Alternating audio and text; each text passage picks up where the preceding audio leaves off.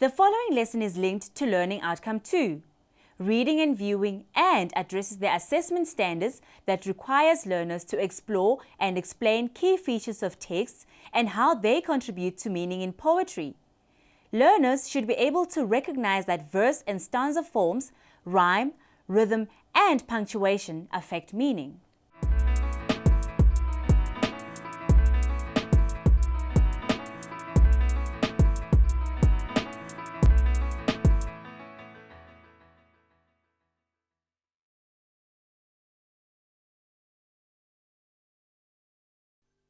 Hi again. We're halfway through the series of lessons on poetry, and so this is the perfect time to quickly refresh our memories about what we've done so far. The meaning of a poem is created by a number of different technical factors: rhyme, rhythm, punctuation, and today we're going to add a new element, verse form and stanza structure. We need to be able to really understand these technical aspects for us to get at the meaning of a poem properly.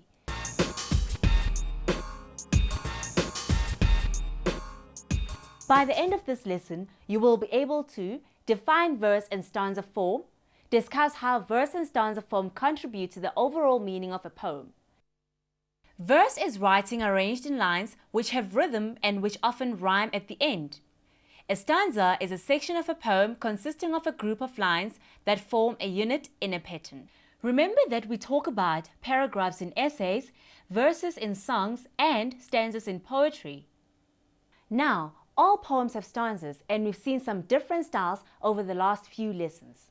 The stanza formation of The Mountain Lion by D.H. Lawrence showed how the poet changed the length of the lines and the length of the stanzas to better communicate his story. Each one told the next part of the story. In No Water, No Life by Zwele Themba Twalo, the stanza forms were long and the sentences were short, which combined with the rhythm to create the effect the poet wanted. Today, we're going to use a type of poem called the sonnet to look more closely at a case study for stanzas. We all know that there are different styles of things that are part of the same group. Under the umbrella term of shoes, we have tackies, high heels, slops, football boots, and sandals. Or under the general group of vehicles, we have bikes, taxis, buses, motorbikes, 4x4s, and sports cars. We recognize them by their different characteristics, and most times we know what their functions are and what they are or aren't suitable for. Poetry is exactly the same. There is praise poetry, love poetry, protest poetry, poetry that tells a story, and poetry that is about feelings. Nowadays, and for most modern poetry, the rules for structuring a poem are not as nearly as strict as they used to be. But in the old days, there was a much stricter set of rules and regulations to be followed, and it is important for English students to be able to recognize some of these older forms and see how meaning has been created through the division of the stanzas. Now, let's get some background on the sonnet's history. The trend to write sonnets started in Italy in the 14th century, where a guy called Petrarchan used the format to write poems to his beloved, who was a woman called Laura. It became popular in England in the Elizabethan age. In the years from the late 1500s to the middle of the 1600s, it was extremely fashionable with poets, and one of the best-known writers of the sonnets was none other than Mr. William Shakespeare. But even though the sonnet had its greatest moments a long time ago, it still is a very important style of poetry for us to consider. The sonnet was generally used to express feelings of love and admiration, but using a strict form of rhyme, rhythm, and of course, stanza structure. Let's look at the characteristics of the form. A sonnet is a poem of 14 lines. If a poet is going to use only 14 lines, it means that the poet must get the message into a very short space.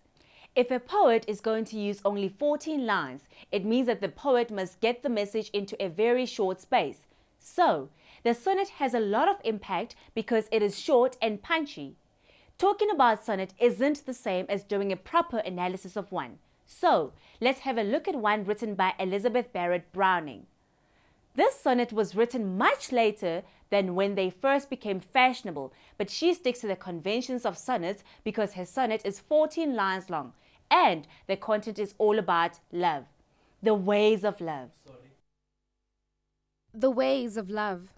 How do I love thee? Let me count the ways. I love thee to the depth and the breadth and height my soul can reach, when feeling out of sight for the ends of being in ideal grace. I love thee to the level of every day's most quiet need, by sun and candlelight. I love thee freely, as men strive for right. I love thee purely, as they turn from praise. I love thee with the passion put to use in my old griefs and with my childhood's faith. I love thee with the love I seem to lose. With my lost saints, I love thee with the breath, smiles, tears of all my life. And if God chooses, I shall but love thee better after death. Firstly, the poem is presented in 2 stanzas. The first stanza includes the first 4 ways. She loves him in almost unreachable proportions. She loves him throughout life and beyond. She loves him in quiet moments, both day and night. The second stanza includes another 4 ways of love. She loves him passionately. She loves him as strongly as she grieves and as a child believes in things. She loves him as much as she used to love saints. And she loves him through every moment and emotion of her life. And then the sonnet has a climax, the final way of love. That is that she will continue to love him even after death. So, the whole poem flows from that first question.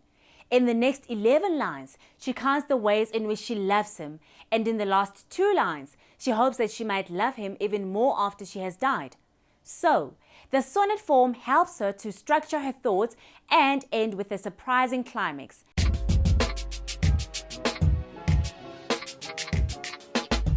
Think back to the beginning of the lesson with Petrarch and his love for Laura. His style of sonnet is known as the Petrarchan sonnet, and it had a very distinctive structure. In the case of the Petrarchan sonnet, the 14 lines of the sonnet are divided into a block of 8 lines and a block of 6 lines, otherwise known as stanzas. The technical names for these are an octave and a sestet. The octave and the sestet can be found by looking at the rhyme scheme. Do you remember that we use the letters of the alphabet to show which words at the ends of lines rhyme with each other or have the same sound? Let us work out the rhyme scheme for this sonnet. The ways of love. How do I love thee? Let me count the ways.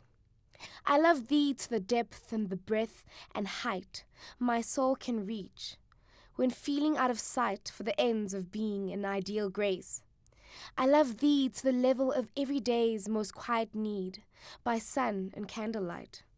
I love thee freely, as men strive for right. I love thee purely, as they turn from praise. Okay guys, use, lose, and choose all rhyme, so we'll call these C's. And breath and death also rhyme. We'll call these D's. I think faith is meant to rhyme with these also, so we can also call it D. This is what is meant by poetic license.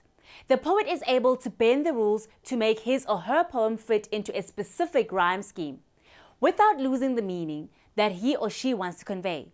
We can write out the rhyme scheme like this: C, D, C, D, and C, D. You will notice that there are 6 lines, so we call these a sestet. 1, 2, 3, 4, 5, and 6. The Petrarchan sonnet is an example of one of the styles of poems that uses a strict stanza structure in terms of lines per stanza and the rhyming scheme. Another style of poem you should be able to recognize by the end of the lesson is the Shakespearean sonnet. But Even though it is named after him, Shakespeare is not the only poet to use the stanza structure. This type of sonnet is divided into 3 quatrains and it ends with a rhyming couplet.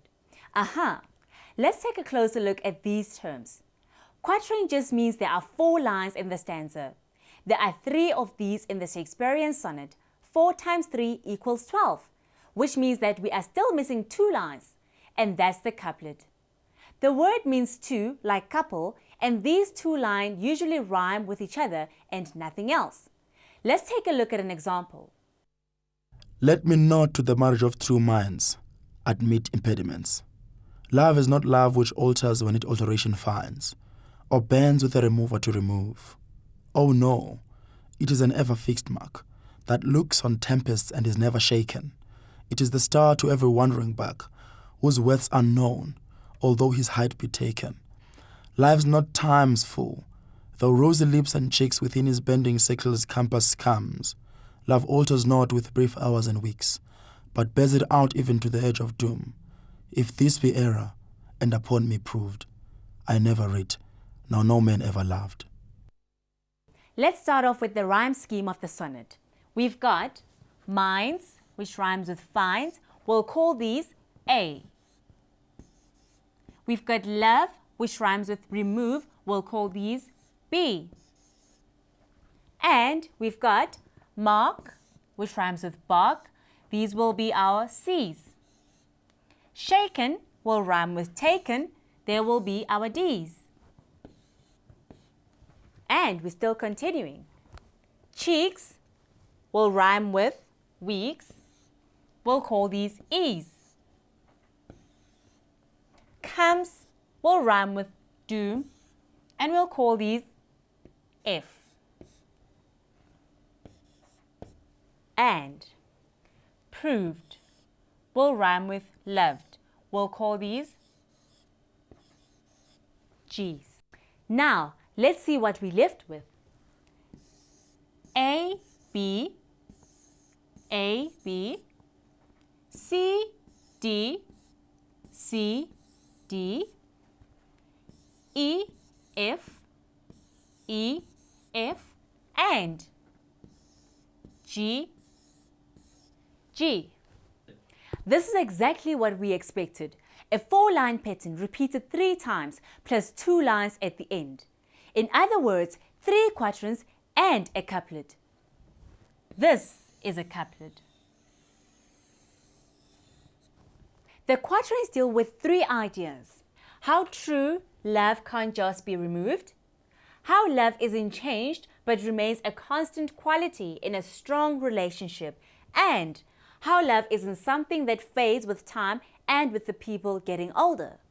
And finally, the couplet is a challenge that says, I know I'm right about this, but if I'm wrong, then all my writing is untrue, and all I understand about people's feelings of love are untrue. So, just like the sonnet that we looked at earlier, here the argument is constructed and added to throughout the sonnet, building up to a climax at the end. All of these verse forms which we've talked about use particular patterns of rhyme, but the poet can choose not to use rhyme at all.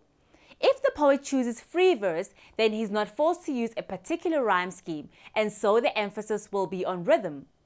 There are many different kinds of poetic forms, and whatever form the poet chooses should help him or her achieve a unified effect. To see if you can work out how the rhyme scheme contributes to the meaning, it is time for today's task.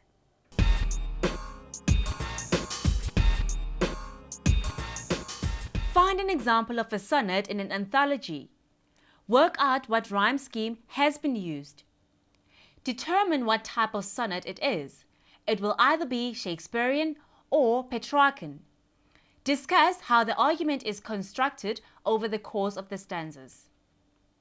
In the next lesson, you will examine how meaning is shaped by shape. From me, it's goodbye.